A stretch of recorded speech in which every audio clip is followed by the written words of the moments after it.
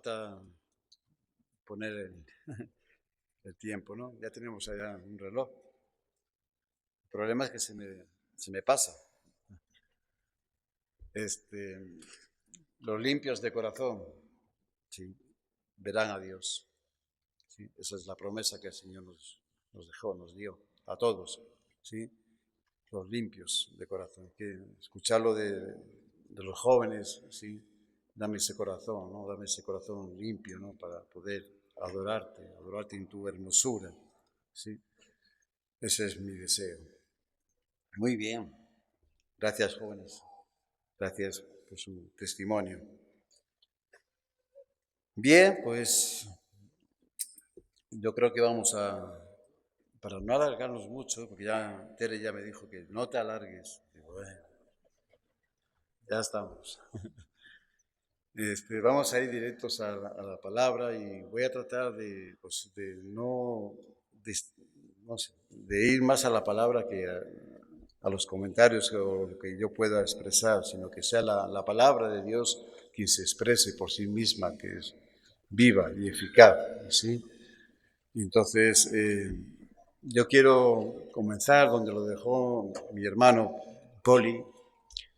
Él lo dejó, no sé si recuerdan, él nos compartió el versículo de la convención, Salmo 90, verso 17, y nos estuvo compartiendo. Yo pensé que ya me quitó la clase, pero justamente él lo llevó, la primera parte de este salmo, lo llevó hasta ese punto donde él terminó, justamente es donde yo voy a comenzar.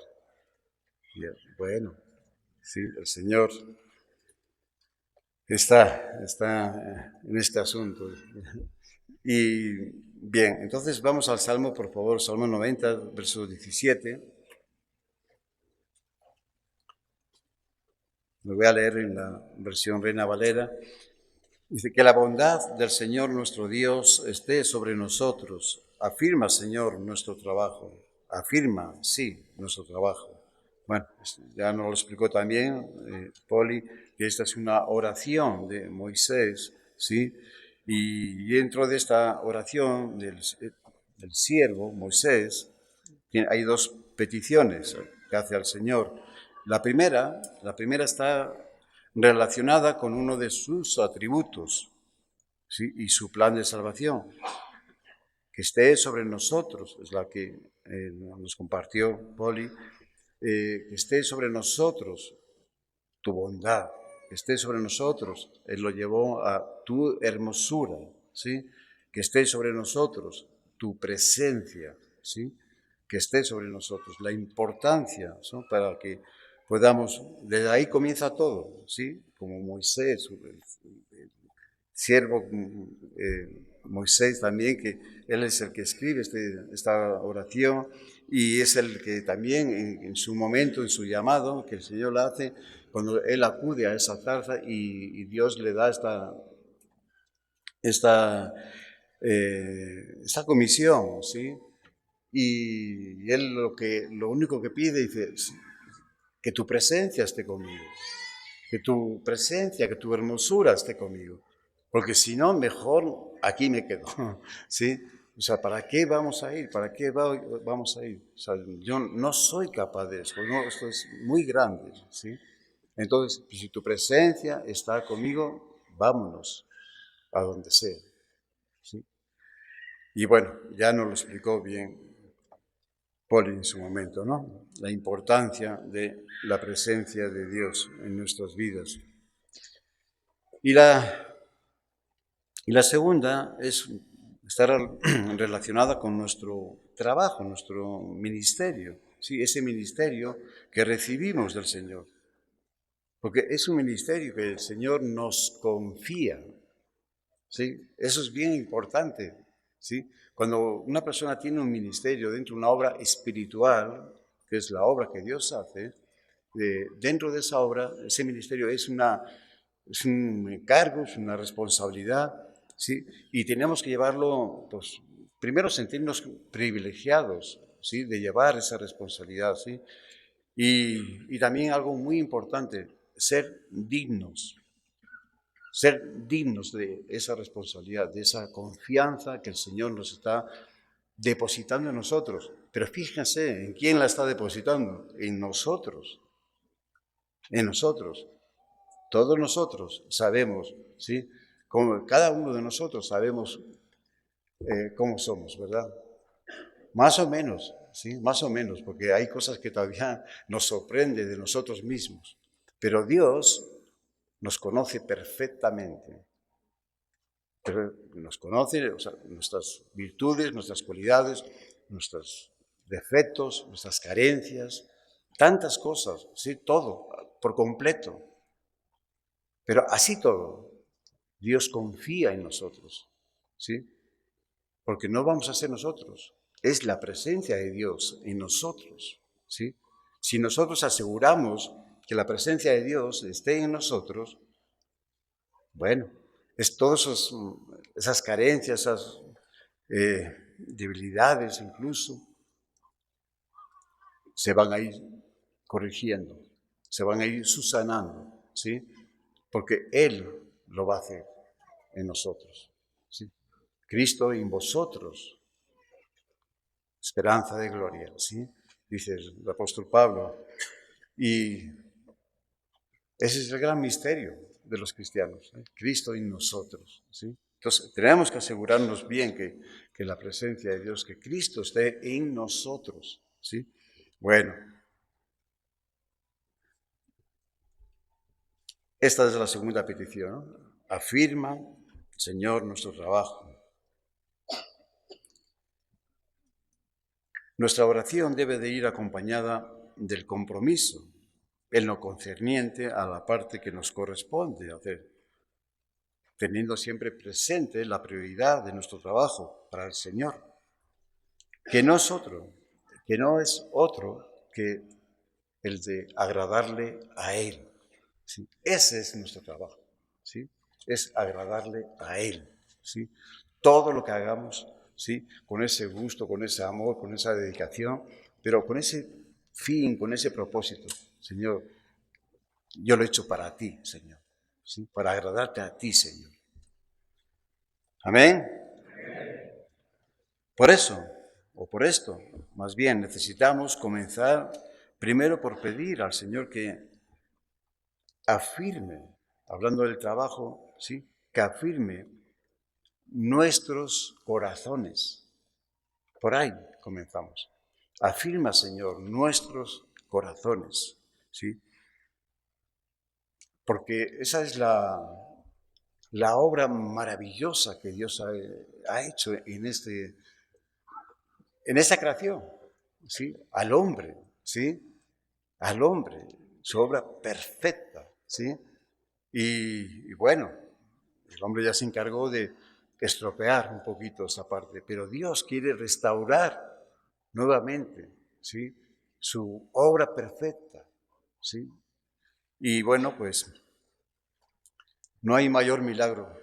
Podemos hablar de muchos milagros que Dios hace y que puede, espectaculares, que cosas que hombres han visto, pero no hay mayor milagro que una vida cambiada, transformada por el poder de Dios.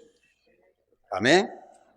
No lo hay, no hay otro milagro más grande. Sí, que es, aquí hay muchos milagros, sí. Un corazón, sí, cambiado, transformado. Pero por eso lo llevo a esta parte de que afirma, Señor, afirma tu obra, afirma nuestro corazón, sí, porque ahí comenzamos. Ahí tiene que estar, nuestro corazón tiene que estar firme, afirmado en la voluntad de Dios.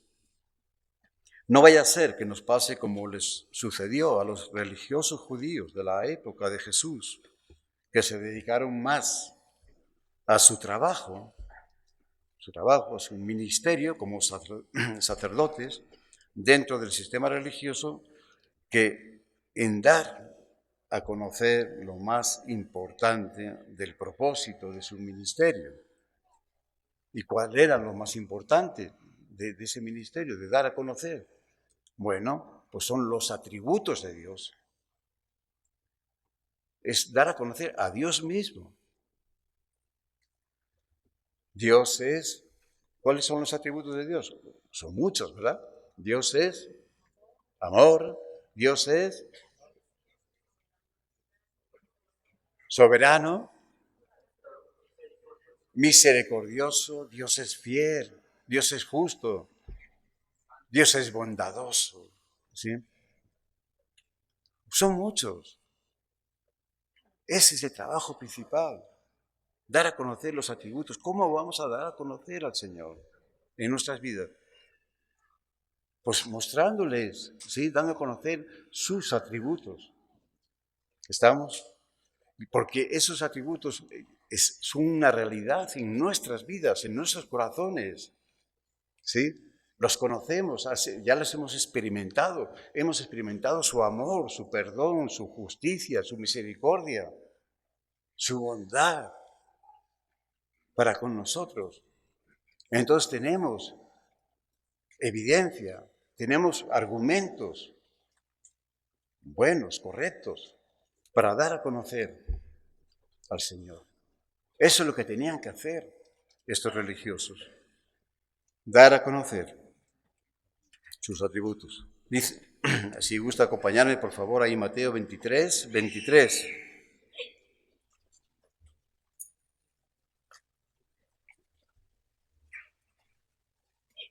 Porque resulta que estos religiosos judíos de la época de Jesús no estaban haciendo bien su trabajo, ¿sí?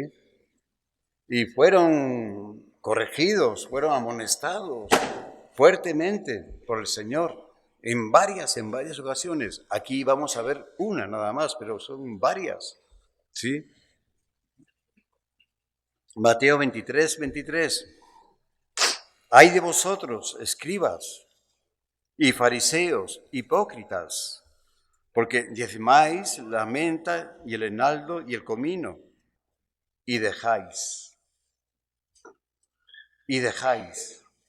lo más importante, la ley, la justicia, la misericordia y la fidelidad. Esto era necesario hacer sin dejar de hacer aquello. Los religiosos judíos eran, y sobre todo en esa época, ¿no? Eran muy meticulosos, eran muy observadores de la ley, hasta el punto de, aquí lo vemos, de diezmar en las cosas tan pequeñas y tan insignificantes como las especies, hierbas, ¿sí? La menta, el enaldo y el comino, que se usaban en la alimentación o en la salud o en rituales religiosos. Estos religiosos habían descuidado los preceptos más importantes de la ley. Aquellos, ¿sí? Aquellos que expresan, ¿sí? O que expresaban más bien la santidad en el interior del corazón. Justicia, misericordia, fidelidad. Ellos que presumían de ser muy observadores de la ley, deberían de conocer estos preceptos y lo que Dios demanda de su pueblo. Hacerlo. Sí. En Miqueas, vamos a ver un ejemplo, en Miqueas, el libro de Miqueas, capítulo 6, versos 6 al 8, por favor.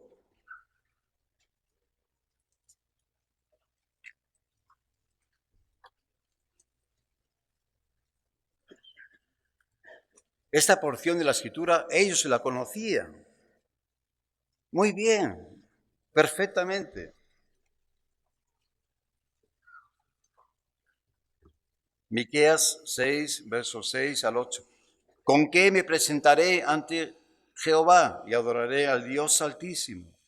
¿Me presentaré ante Él con holocaustos, con becerros de un año?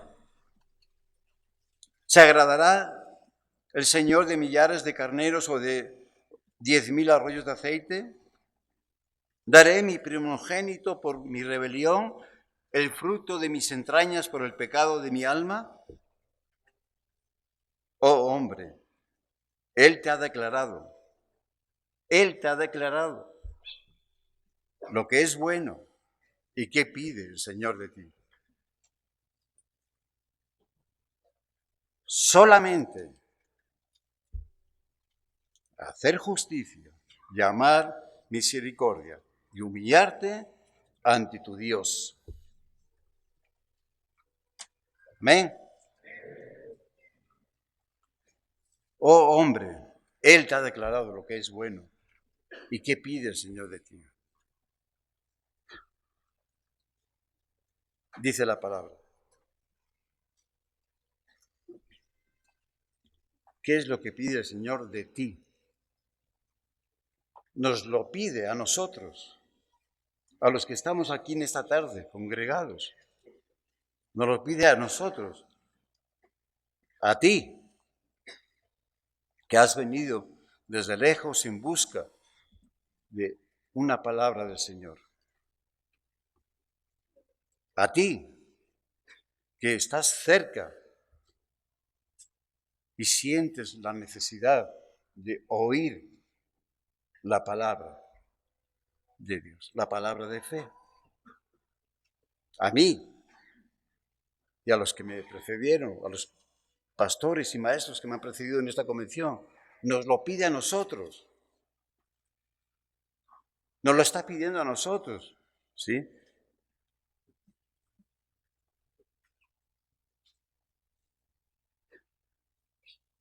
Que estamos predicando la palabra de vida. Cuidado, mucha responsabilidad, mucha responsabilidad. ¿Qué es lo que nos pide el Señor? Solamente. Los religiosos judíos tenían el conocimiento, ya te ha declarado, tú sabes, ya lo sabes, ya ha sido revelado a tu corazón. Ellos tenían conocimiento de la voluntad de Dios. El Señor ya se lo había declarado por medio de la ley y de los profetas. Entonces, ¿qué les faltaba? ¿Qué les faltaba, hermanos? Otra vez. Hacerlo. Hacerlo les faltaba. Y eso es lo que... Con eso estamos batallando, ¿eh? Con eso batallamos mucho. El hacerlo, la disposición, ¿sí? El llevar estos compromisos adelante, recibir las palabras. Es una palabra viva, llena de esperanza, llena de fuerza, de poder. Es una palabra de ánimo, de consuelo. ¿Cómo no la recibimos, claro, en nuestros corazones? Pero después tenemos que hacerlo. Hay que hacerlo. ¿Sí? Y es ahí donde batallamos mucho en hacerlo. Ellos batallaban mucho en hacerlo. ¿Sí? Hacerlo. Solamente hacerlo. No era mucho, ¿no? Solamente. No era mucho lo que el Señor les estaba pidiendo, pero fue mucho para ellos. Su corazón no estaba dispuesto, ni preparado para ser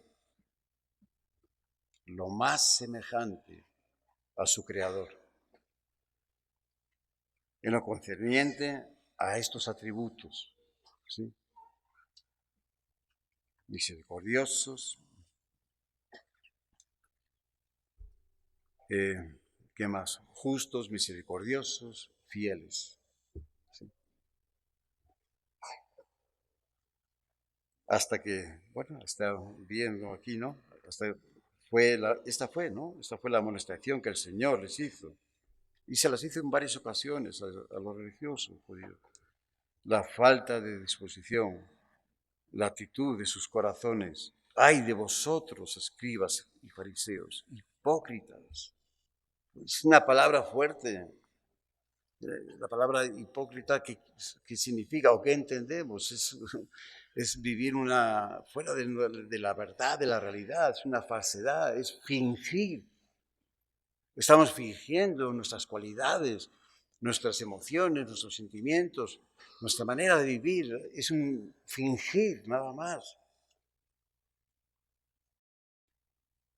No se ajusta, ¿sí?, a la realidad. O sea, es un fingir nada más.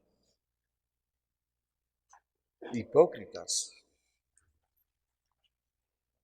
Fíjense, no hace falta que lo busquen, pero en Proverbios 11:9 dice, el hipócrita con su boca daña al prójimo. ¿Sí? En ese fingir está dañando a su prójimo. Entonces estaba mal, ¿no? Estaban bien mal esos religiosos. Bueno,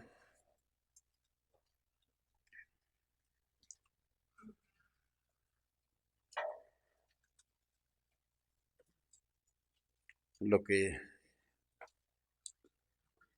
estas son solamente hacerlo. Esto es lo que tenían que haber hecho. Y si lo hubieran hecho, ¿sí?, como era su responsabilidad, estas, ser justos, misericordiosos, fieles, esas actitudes en su corazón les habría llevado, sin ninguna duda, les habría llevado a la persona de nuestro Señor Jesucristo. Ahí estaba. Lo tenían delante, el Cristo, el ungido de Dios, el Hijo amado. Ellos lo tenían delante, ¿sí?, y no lo veían. No lo veían porque su vida, su corazón no estaba bien, ¿sí? Vivían en una apariencia, en un fingir nada más. Y eso no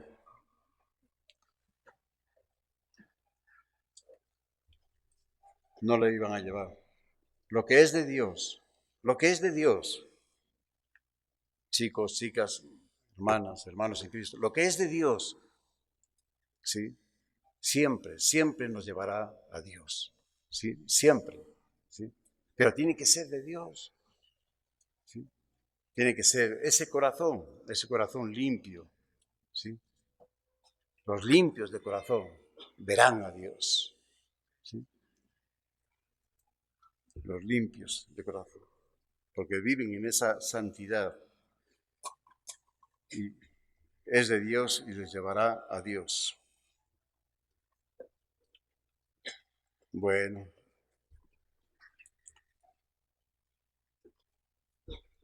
solamente hacerlo. Estas cosas son las mismas que el Señor había anunciado cuando comenzó su ministerio. Él las anunció. Él estaba en la sinagoga, en Nazaret, en su tierra. Él abrió, se le dio el libro, los pergaminos, abrió en Isaías. Y comenzó y leyó el libro, dice en Lucas 4, 17, verso 17 al 21. Y se le dio el libro del profeta Isaías, y habiendo abierto el libro halló el lugar donde estaba escrito: el Espíritu del Señor está sobre mí. El Espíritu del Señor, dice, está sobre mí. La presencia de Dios Padre está sobre mí. Mi Padre, que está en los cielos, está conmigo, ¿sí? Por cuanto me ha ungido para dar buenas nuevas a los pobres, me ha enviado a sanar a los quebrantados de corazón, a pregonar libertad a los cautivos y vista a los ciegos, a poner en libertad a los oprimidos, a predicar el año agradable del Señor. Y enrollando el libro, lo dio al ministro y se sentó. Y los ojos de todos en la sinagoga estaban fijos en él. y comenzó a decirles: hoy se ha cumplido esta escritura delante de vosotros. Amén. ¿Sí? Esto era necesario hacer. ¿Sí? Hermanas y hermanos en Cristo. Bueno, ahora vamos. Pero el Señor no solo les enseñó, ¿sí? No solo les enseñó la justicia, la misericordia, la fidelidad del Padre. Su vida, su ministerio fue examinado y probado por todos aquellos que tuvieron la oportunidad de acercarse al Señor. Y salió aprobado. Y salió aprobado en todo, ¿sí? Aunque lo más importante, Él salió aprobado por Dios Padre, ¿sí? Este es mi Hijo amado, en el cual tengo complacencia, ¿sí? Este es mi Hijo amado, en el cual tengo complacencia. Salió aprobado en todo, ¿sí? Bueno, regresando, era necesario hacer. Es fácil caer en este error. Es fácil caer en este error de los religiosos judíos, en nuestra rutina de cada día, en aquello que hacemos para el Señor. Presentarnos al final del día con nuestro esfuerzo, con nuestro trabajo e incluso con el resultado del mismo, pensando que esto nos justifica delante del Señor. Es muy fácil eso. Tenemos esa tendencia, hermanas y hermanos en Cristo.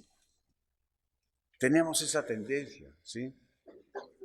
Porque lo hacemos, cosas que hacemos con nuestras manos, nuestro trabajo, con nuestra dedicación, con nuestro tiempo personal, que es nuestro tiempo, es igual que nuestro espacio. Nuestro espacio es nuestro espacio, no es de nadie más. Es nuestro. Nadie puede ocupar el espacio que yo tengo aquí en esta tierra. Hay 8.000 millones de personas en la tierra, pero este es mi espacio. Es mi espacio. Nadie lo va a ocupar. Ni mi tiempo tampoco. Dios me lo dio. Dios me dio la vida, igual que a ustedes, hermanos y hermanas. ¿Sí? Y es nuestro tiempo, es nuestro espacio. Por eso la salvación es personal. ¿Sí? ¿Qué vamos a hacer con nuestro tiempo? ¿Qué vamos a hacer con nuestro espacio? ¿A qué nos vamos a dedicar? A hacer las cosas y después, al final del día, dice, ya está, lo he hecho muy bien. ¿Sí? Ya está, todo esto ya quedó ahí, ¿no? En el libro, ahí, escrito. Eso lo hacían los religiosos, ¿sí? Es fácil caer, que esas cosas lo van a justificar delante del Señor. Muy fácil.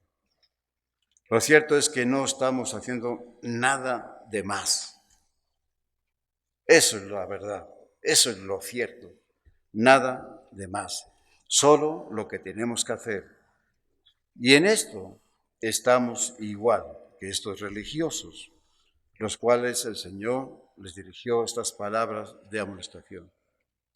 Tengan cuidado con la hipocresía. Tengan cuidado con la apariencia, con el fingir, con el buscar esas cosas para justificarse nada más. Tengan cuidado con eso. Bueno, vamos al otro punto. No dejar lo más importante de la ley. Sí. De alguna manera,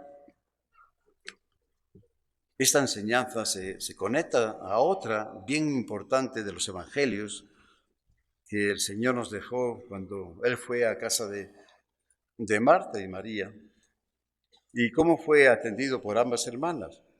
Y de ahí se desprende la enseñanza, ¿no?, de saber escoger. ¿Qué tenemos que saber escoger? La mejor parte, ¿sí? La mejor parte. Todos conocemos esta porción del Evangelio, ¿verdad? Ese momento que el Señor llegó, fue a la casa de Marta y de María, y es cierto, ¿sí? Esos momentos en el cual está la presencia de Dios ahí, el Señor estaba en esa casa, ¿sí? Y esa presencia se manifestaba pues, en sus vidas también, ¿no? También nosotros debemos de saber escoger la mejor parte, que es la presencia de Dios. Tiempo de convención. Ah, ya hemos hablado de ello, ¿no? Este tiempo es un tiempo es un bálsamo, ¿sí? Nos reconforta. Esa es la mejor parte. Cuando estamos ahí, hemos apartado, hemos dejado todos nuestros quehaceres, nuestras responsabilidades fuera, hasta las preocupaciones, ya, que sea ahora sí lo que el Señor disponga. Pero yo me voy a la convención, sí, yo voy a disfrutar, yo quiero la mejor parte, sí, escojo la mejor parte, sí, la más importante. El Señor recuerden, estuvo en varias ocasiones en la casa de Marta, de Lázaro, ¿no? Y Marta y María, sus hermanas. En varias ocasiones encontramos ahí. Y ahí quedó registrado. Pero su presencia no quedó permanentemente ahí. Fueron momentos puntuales, momentos del Señor. Es la presencia de Dios, tenemos que estar atentos, ¿sí? Y cuando esa presencia se manifiesta en nuestras vidas, es el momento de aprovechar, escoger la mejor parte, ¿sí? Como hizo en este caso María. Pero recuerden, sin dejar de hacer lo otro, también. Marta hacía un trabajo también. El problema de Marta no es que lo que estaba haciendo, era su afanamiento. Estaba afanado. Era el momento de darle la prioridad a la presencia de Dios y dejar esos quehaceres. Pero después de que ya aprovechó, ya escogió la mejor parte, después hay que hacer lo que hay que hacer. No podemos escoger y decir, no, yo estoy en la presencia del Señor. Los demás, hay que trabajar, hay que hacer esto, hay que hacer los talleres, cargar el camión de Nacho, por ejemplo, que lo haga otro. Yo estoy escogiendo la mejor parte. Ustedes nos predicaron de esta vez, ¿no? Que había que escoger la mejor parte. Sí, sin dejar de hacer lo otro. Es importante hacer lo otro, ¿sí? Pero nunca que ocupe el lugar, la prioridad, el lugar del Señor en nuestras vidas. Eso es lo más importante. Amén. Regresando a lo más importante que debemos hacer en otra ocasión, la exhortación ahora no fue para los religiosos judíos, fue dirigida a sus discípulos, a los que fueron llamados a estar con Él, a caminar con Él, a ver tantas maravillas, a escuchar esa palabra de vida. Bueno, pues la exhortación fue hacia ellos en Mateo capítulo 5, verso 20, por favor.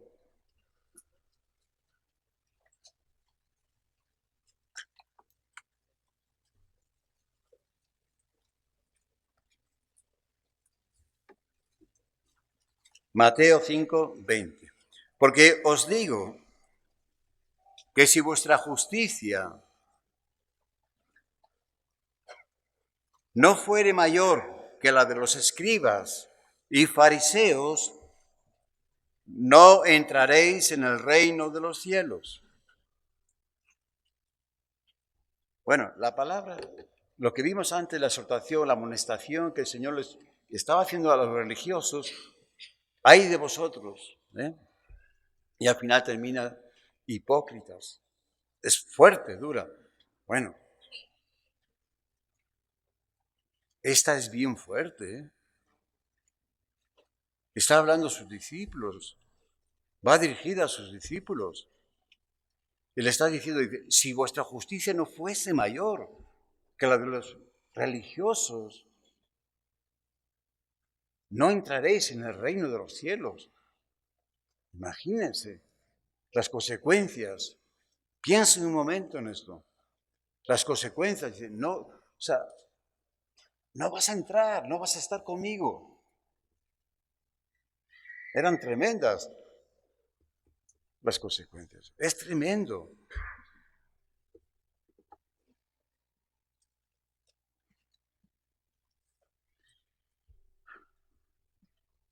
Y pone como ejemplo otra vez a los religiosos, porque la religión no nos va a llevar a la presencia del Dios Santo. Nunca, nunca nos va a llevar a la presencia del Dios Santo. ¿Sí? Por muchas cosas que hagamos, rituales, y que seamos muy devotos y sacrificios y todo lo que tú quieras, pero la religión no nos va a llevar, ¿sí?, a la presencia del Dios Santo. No entraréis al reino de los cielos.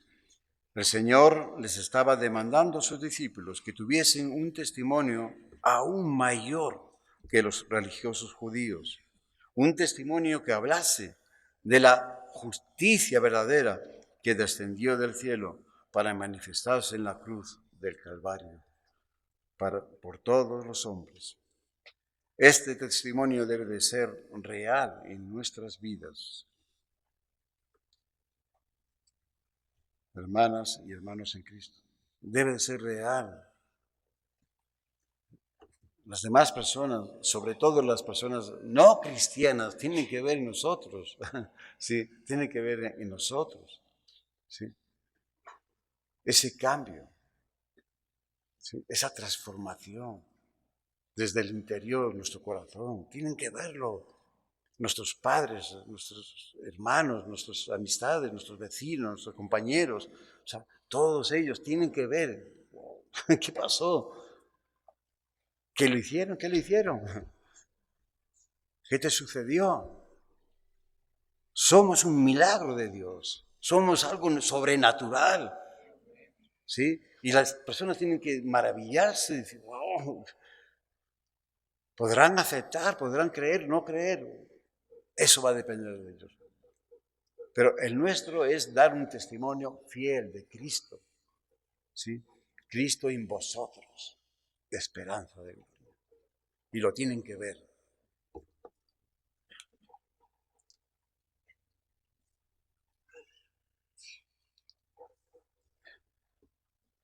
Nuestro llamado es personal para salvación, con el propósito principal de dar a conocer los atributos, ¿sí?, del Señor, a quien servimos de todo corazón. Como nos lo recuerda el apóstol Pedro en su primera carta, ahí se lo puedo leer en primera de Pedro 2, versos 9 y 10, dice, mas vosotros sois linaje escogido, real sacerdocio, nación santa, pueblo adquirido por Dios. ¿Para qué? ¿Para qué? ¿Para qué? Para anunciar, para que anunciéis las virtudes de aquel que os llamó de las tinieblas a su luz admirable. ¿Sí? Ese es el propósito principal, para que anunciéis sus virtudes. Es lo que le está recordando el apóstol Pedro, ¿no?, a los cristianos, a los creyentes. Dice, sus privilegios por haber creído en Cristo y haber nacido de nuevo. Pero también le recuerda su propósito firme de dar testimonio de las virtudes de aquel que nos dio vida, que dio su vida por nosotros y tenemos vida porque Él vive. Jesucristo, el Hijo de Dios.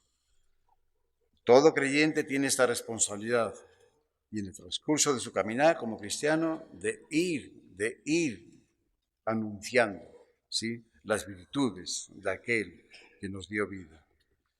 Cuando estábamos muertos, en nuestros delitos y pecados.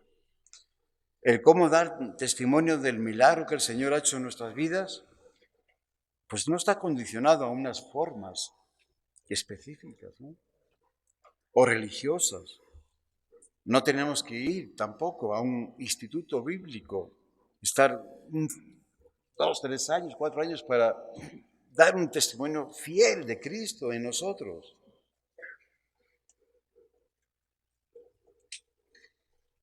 Pero sí debemos de darlo desde lo más profundo, desde nuestro corazón, con el único propósito de que Cristo se glorifique en nosotros también.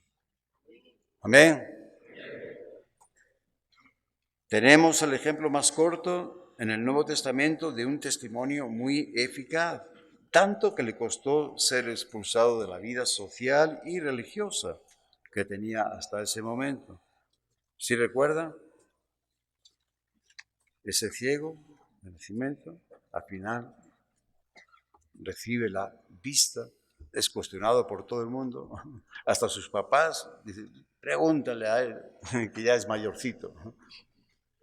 Y él declara este testimonio: una cosa sé, ¿sí?, que habiendo sido ciego, ahora veo. Ya está, ya está. Corto, poderoso. Una cosa, no muchas, una sola cosa. Solamente, ¿qué es lo que el Señor pide de vosotros? Solamente hacer justicia, hacer misericordia, ser fieles. No es mucho, no es mucho, pero hay que hacerlo. Al final este hombre fue expulsado del templo con todo lo que significaba para un judío, ¿no? Pues no solo se le permitía no se le permitía tener ya una vida devocional, sino también afectaba su vida social, por considerarle impuro. Y ahí estaba, fuera, ya. Y cuando estaba fuera, que ya lo habían expulsado, y ya tú, ya, no queremos saber nada más de ti. Es ahí, en ese momento, que fue hallado por Jesús. ¿Sí? En ese momento fue hallado por Jesús. Es donde le encontró, ¿sí?, para darle el regalo más importante que el hombre puede recibir de parte de Dios: vida eterna. Vida eterna. Ya no la vista, sino la vida eterna, ¿sí? Una vida en su presencia. Mateo 5, 11, 12, otra de las bienaventuranzas. Bienaventurados sois cuando por mi causa os vituperen y os persigan y digan toda clase de mal contra vosotros, mintiendo. Gozaos y alegraos, porque vuestro galardón es grande. ¿Dónde? En los cielos, en los cielos. Porque así persiguieron a los profetas que fueron antes de vosotros. Siempre habrá un conflicto, ¿sí? Siempre vamos a tener un conflicto, ¿sí? Cada vez que nosotros estemos testificando de Cristo con nuestra vida, con nuestras palabras, con nuestras actitudes, con nuestras acciones, todo lo que hagamos, todo lo que hacemos y que se vea a Cristo en nosotros, eso va a generar un conflicto en este mundo, ¿sí? Y va a haber problemas, situaciones, y unos van a estar de acuerdo, otros de desacuerdo, pero sí, aquí está la promesa, ¿sí? Bienaventurados, porque el galardón es grande. Bien, afirma, Señor, nuestro trabajo, afirma, sí, nuestro trabajo. Ahora comenzamos. No. Solo si Dios afirma nuestro trabajo, este permanecerá. Nosotros no tenemos los medios y la fuerza para afirmar, asegurar lo que hacemos, a no ser que el Señor lo afirme. Salmo 127:1 dice, si el Señor, todos lo conocemos, el Señor no edificare la casa, en vano trabajan los que edifican, ¿sí? En vano trabajan los que edifican. Y siempre tenemos que asegurarnos que nuestro trabajo esté basado en el propósito de Dios, o el propósito que Dios tiene. ¿Para quién? Pues para la iglesia, o la obra donde servimos. Es por eso la necesidad de que todo lo que hacemos para el Señor sea probado. Todo debe de ser probado, como lo podemos ver en la primera carta del apóstol Pablo a los Corintios. 1 Corintios 3, por favor, del 1 al 15.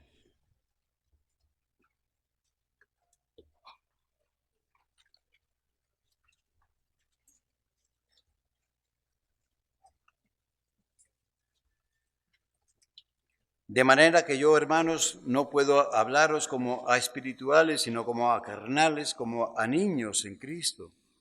Os di a beber leche y no vianda, porque aún no eres capaces, ni sois capaces todavía, porque aún sois carnales, pues habiendo entre vosotros celos, contiendas, disensiones, ¿no sois carnales y andáis como hombres? Ahora seguimos. Pero en esta carta a los Corintios va dirigida a personas que ya habían nacido de nuevo, hermanos, por eso se dirige a ellos como, Pablo se dirige a ellos como hermanos, ¿sí?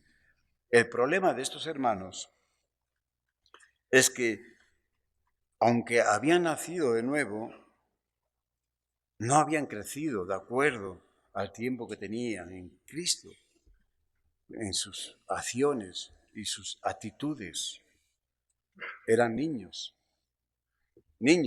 espirituales, cuando ya deberían de ser hombres y mujeres espirituales. Ahí está la madurez, ¿sí? Eran inmaduros por completo. Personas que habían crecido en la gracia y en el conocimiento de las Escrituras, pero no en la comunión y experiencias en Cristo. Comunión y experiencias en Cristo. Una relación personal, ¿sí? Pablo llega a compararlos con los hombres que no habían nacido de nuevo. ¿No sois carnales? Y andáis como hombres que no conocen a Dios. Entonces, ¿dónde está mi gloria? ¿Sí? ¿Dónde está mi presencia? ¿Sí? ¿Por qué no se manifiesta en sus vidas? Es serio. Bueno, seguimos ahí en Corintios. Porque diciendo el uno, yo ciertamente soy de Pablo, y el otro, yo soy de Apolos. ¿No sois carnales? ¿Qué pues es Pablo? ¿Y qué es Apolos? Servidores,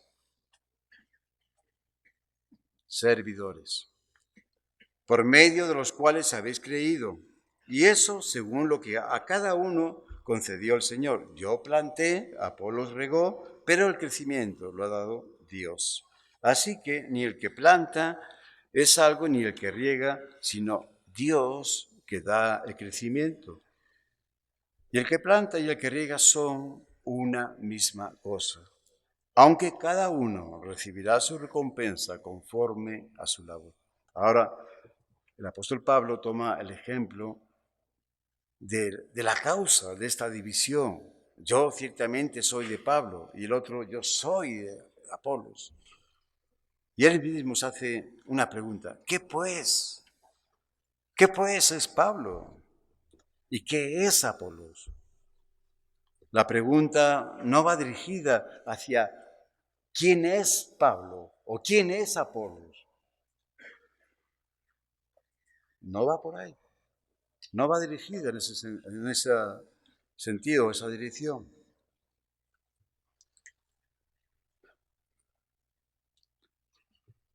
La podríamos formular de la siguiente manera, ¿no? ¿Qué es lo que hace Pablo? ¿Sí? ¿Y qué es lo que hace Apolos? ¿Sí? E inmediatamente, ¿no? E inmediatamente viene la respuesta. Servidores. Servidores. ¿Quién lo está diciendo? El apóstol Pablo. Gran hombre de Dios. ¿Sí?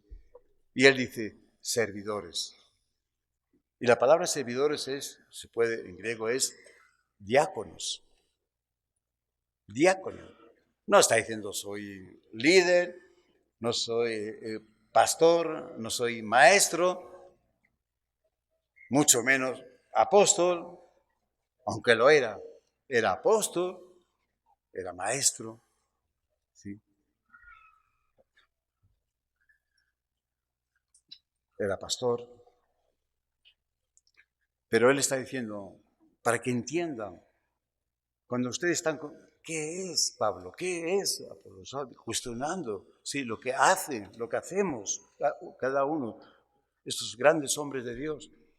Dice, servidores somos diáconos, diáconos. Imagínense, ahora que estamos todo el mundo, ¿no?, luchando por, ¿no?, todos quieren ser, ya hermanos ya pocos. Fíjense que es a mí en lo personal, y más cuando estoy con ustedes por estos rumbos de Oaxaca y las personas se dirigen a mí, los hermanos, se dirigen a mi persona como hermano Antonio, hermano Toño. Me honran, en serio, me honran, me da un gusto, o sea, que me consideren hermanos suyos, ¿sí?, la familia del Señor, de Cristo Jesús, ¿sí? Me honran. Amén. Pero hoy en día ya estamos, o sea, ya lo de hermano, ya, si no, pastor. No, hermano, ya soy pastor. Bueno, ya estamos, ya de su vida, ¿sí? Y ya a poco tiempo, ¿no?, después de un tiempo, vemos que dice, no, ya soy apóstol. Y después, no sé, o maestro, ¿no? Ya, y así vamos, así vamos. El gran hombre de Dios dice, ¿qué es Pablo? ¿Qué es Apolos? Servidores. Y esto según la gracia que a cada uno ha recibido del Señor. Este problema lo podemos ver hoy en día cuando se cuestiona, ¿no?, el trabajo de pastores, misioneros, líderes que están sirviendo en diferentes lugares. Y para justificar y argumentar esta actitud, hacemos la comparación de lo que hacen o hacemos el uno y el otro. Y para ayudarles a entender este punto tan importante, Pablo utiliza un ejemplo sencillo de comprender. Yo planté, Apolos regó, pero el crecimiento lo ha dado Dios. Amén.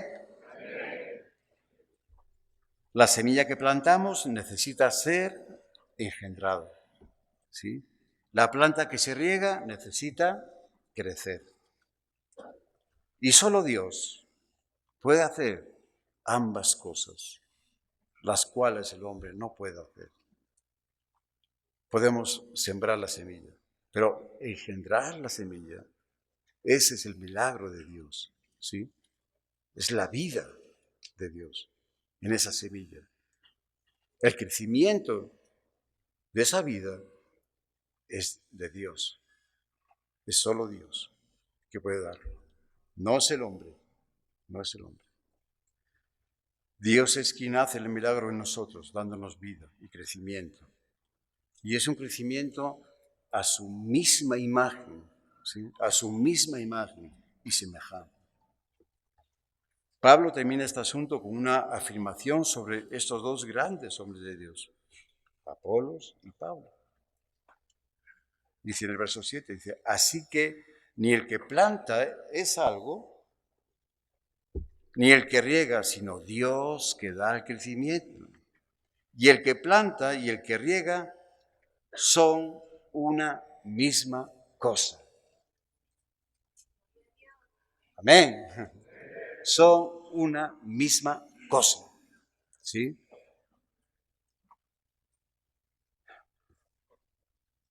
Podemos ser diferentes, hermanas y hermanos en Cristo, pues en cosas que hacemos dentro de la iglesia, de la obra donde estamos sirviendo, que pertenecemos. Pero ante los ojos del Señor, ante los ojos de Dios, no hay más ni menos. Todos somos iguales. ¿Sí? Todos somos iguales. Es un mismo corazón. Así eran los primeros cristianos de la iglesia en Pentecostés. Encontramos en Hechos. Así era, de un mismo corazón. ¿Sí? Un mismo sentir, un mismo propósito. Así eran sus vidas. Todos somos iguales y cada uno hace la función que le corresponde dentro del cuerpo, ese cuerpo espiritual que Dios, que su cuerpo, Cristo Jesús, y que Dios ordenó, y puso a cada uno en el lugar que le corresponde. Y Dios sí sabe hacer bien las cosas, perfectamente las cosas, para que ahí donde estamos hacemos la función que nos corresponde y somos de bendición. Somos de bendición para muchas personas. Pero cuando nos salimos de ese lugar, cuando buscamos tener otro lugar, porque, no, pero yo, esto es más, está más a la vista, es más atractivo, o es más cómodo, o en fin, por otras razones, pues estamos desajustados, ¿sí? Y las cosas no salen y no hay bendición. Podemos hacerlo con mucho esfuerzo y mucha dedicación, pero al final no hay bendición, no la hay, hermanos. Ahí donde el Señor nos plantó, donde nos puso, donde puso esa semilla, necesitamos florecer. ¿Sí? Es ahí donde tenemos la vida, el crecimiento y el fruto también. Pero donde Dios te plantó, da ese fruto, ¿sí? Y será de bendición para muchos. Tu vida será, esta hermana es una hermana especial en Cristo. Es una mujer de Dios. Este hermano es especial. Es un hombre de Dios. ¿Sí? Amén.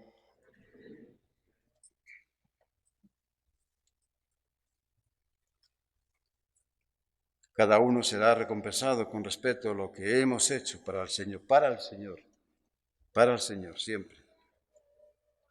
Esto es muy interesante porque la diferencia que pudiese haber no está en lo que hacemos, sino cómo lo hacemos. ¿Cómo lo hacemos? ¿Con qué actitud lo hacemos? Con entrega, compromiso, fidelidad. Estas actitudes serán las que determinen nuestro trabajo para el Señor y traerá su fruto espiritual, ese fruto eterno. Bueno, verso 9 al 11. Porque nosotros somos colaboradores de Dios y vosotros sois labranza de Dios, edificio de Dios, conforme a la gracia de Dios que ha sido dada. Yo, como perito arquitecto, puse el fundamento y otro edifica encima. Pero cada uno mire, esto es responsabilidad de cada uno.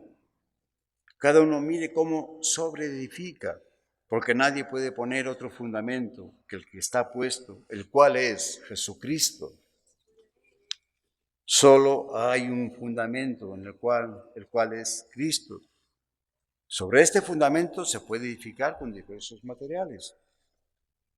Es responsabilidad nuestra escoger los materiales con los cuales vamos a edificar nuestra vida, nuestra familia, nuestro ministerio.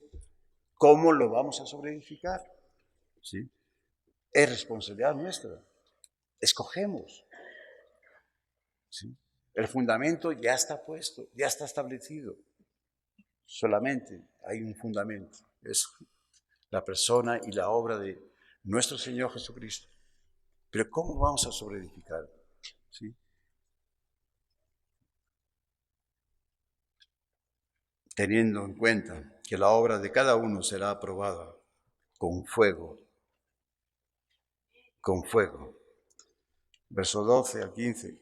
Y si sobre este fundamento alguno edificare oro, plata, piedras preciosas, madera, heno, hojarasca, la obra de cada uno será manifiesta, porque el día la declara, pues por el fuego será revelado. Y la obra de cada uno, cual sea, el fuego la probará. Si permaneciere la obra de alguno que sobreedificó, recibirá recompensa. Si la obra de alguno se quemare, él sufrirá pérdida. Si bien él mismo será salvo, aunque así como por el fuego. Después de sufrir, hermanos en Cristo, después de sufrir un ejemplo, un incendio en la casa o en el negocio que tenemos como sustento, y de tratar de salvar lo más que podamos, llega la hora de evaluar lo que se rescató y también lo que se perdió. Por supuesto, esto lo podemos hacer porque nosotros mismos nos salvamos del fuego que sufrimos, aunque no hemos podido evitar que parte del fuego afectara nuestras vidas mientras tratábamos de salvar lo que se podía. Mismo ejemplo en el caso de un naufragio. Después de salvaguardar nuestras vidas, llega el momento de hacer un inventario de lo que rescatamos del naufragio.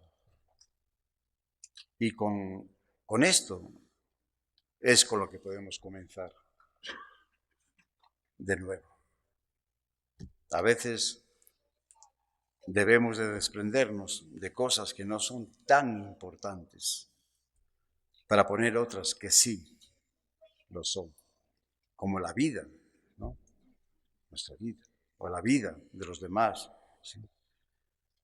Tenemos el ejemplo de Pablo, ya estoy finalizando, cuando era llevado a Roma y durante su viaje en alta mar, le sobrevino una tempestad. Creo que a uno de los maestros también nos compartió en nuestra convención, la cual terminó en naufragio. Pero lograron salvarse cuando la tripulación siguió el consejo del hombre de Dios. Y se desprendieron de todo lo que no les servía. Y en ese momento, se desprendieron en ese momento de peligro. Lo vamos a ver ya, y finalizamos. Hechos 27, 18, 22. Hechos, una porción nada más de este acontecimiento. Hechos 27, 18 al 22. Pero siendo combatidos por una furiosa tempestad, al siguiente día empezaron a lijar y al tercer día con nuestras propias manos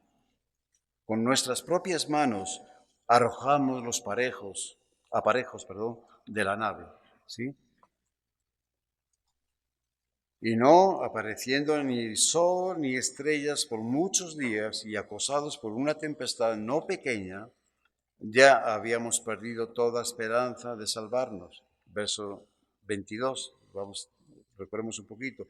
Pero ahora os exhorto a tener buen ánimo, dice el apóstol Pablo, pues no habrá ninguna pérdida de vida entre vosotros, sino solamente la nave, solamente la nave.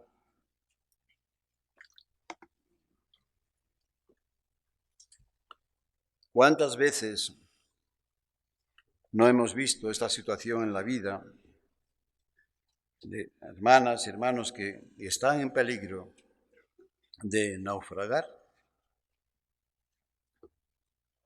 con todo lo que esto representa? ¿Sí? Y se les aconseja que se desprendan de todo aquello que no les sirve, por su bien, por su familia, por su ministerio. Ahí está el consejo de parte del Señor. Atiéndelo, cuidado, despréndete de esas cosas. No te sirve. Esto al final va a traer problemas a tu vida, a tu matrimonio, a tu familia, en tu ministerio. Atiende, escucha. Pablo le decía a su hijo espiritual Timoteo, considera lo que te digo y Dios, el Señor, te dará entendimiento en todo. ¿Sí? Pero considéralo. Acepta el consejo de Dios en tu vida y evitarás muchas cosas, estas pérdidas. ¿Y cuántas veces, lamentablemente, hermanas y hermanos en Cristo, hemos visto un caso omiso al consejo y al final no poder evitar la pérdida de la nave? Sus planes, ideas, proyectos e incluso la pérdida total. ¿Sí? ¿Cuántas veces hemos visto? Afirma, Señor, nuestra obra, la obra de nuestras manos. ¿Sí? Afírmalo. Pero ¿dónde comienza todo? ¿Dónde comienza, hermanos? ¿Dónde hemos comenzado? Ya termino, esto es Hebreos 13, verso 8 y 9. Ahí comienza todo. ¿Sí? Esta es nuestra oración, esta es nuestra petición al Señor en esta convención, ¿sí? En este tiempo que estamos viviendo en Cristo. Hebreos 13, verso 8 y 9. Jesucristo es el mismo, ayer y hoy, y por los siglos. No os dejéis llevar de doctrinas diversas y extrañas, porque buena cosa es afirmar el corazón con la gracia, no con viandas que nunca aprovecharon a los que se han ocupado de ellas, en ellas. Señor, afirma nuestros corazones, por favor, Dios. Sí, sí, sí, Señor, hermanas y hermanos en Cristo, si el Señor, si Cristo afirma nuestros corazones, nuestras vidas, si seguimos este consejo del autor de Hebreos, todo nos va a ir bien. Todo va a estar bien. A pesar de los problemas, de situaciones, hemos escuchado testimonios muy bonitos, muy especiales, de verdad, de cómo Dios está al pendiente de nuestras vidas. Nuestro hermano Bernie, él nos está compartiendo de toda esta situación que ha vivido en estos últimos 2 meses. 2 meses. Es un milagro. Es un milagro, de veras, que estén con nosotros y que estén con ese ánimo, con esa fortaleza y compartiendo la palabra de vida. ¿Sí? Wow, tremendo. ¿Sí? Todo va a estar bien, pero hay que afirmar nuestros corazones. Ahí tenemos que comenzar, ¿sí? Ahí tenemos. afirmemos nuestros corazones en el temor de Dios. Que tengamos ese temor desde el principio, ese temor que nos también, como nos compartían, ¿no? Cuando la gente veía esas maravillas a Jesús, ¿no? Caminando sobre las aguas, se espantaban. Sí, era un temor reverente al Señor. ¿Sí? Eso nos va a ayudar mucho a afirmar nuestros corazones. Que Dios les bendiga mucho. Les amamos con todo nuestro corazón, de verdad. Vamos a orar para que el Señor nos cuide, nos guarde en nuestro regreso a casa. Vamos a orar que el Señor nos ayude a hacer todo esto que hemos escuchado, aprendido en estos días. Vamos a orar en orden en este tiempo de alabanza, de adoración que vamos a tener. Las personas que tengan alguna necesidad específica, ahí en el lugar donde estamos, se pueden parar, ¿sí? Ponerse de pie, y ahí alguna hermana, algún hermano va a ir a orar por usted, ¿sí? Pero que lo hagamos en confianza, con orden y en confianza, ¿sí? Chicos, si tenéis necesidad, si escogemos la mejor parte, si la presencia de Dios está aquí, vamos a aprovechar. Sí, dije, Señor, yo tengo algo que decirte, yo tengo algo que pedirte a ti, Señor. Y ahí estará alguna hermana, hermano en Cristo para acercarse y orar unos por los otros. ¿Sí? Amén.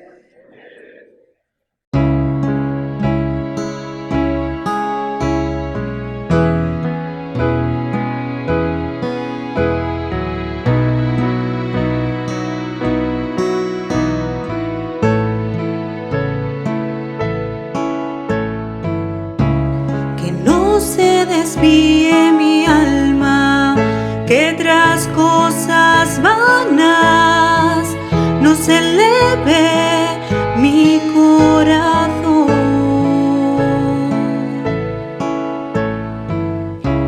que solo hay un cuerpo, que somos su iglesia, caminemos en integridad. Hablando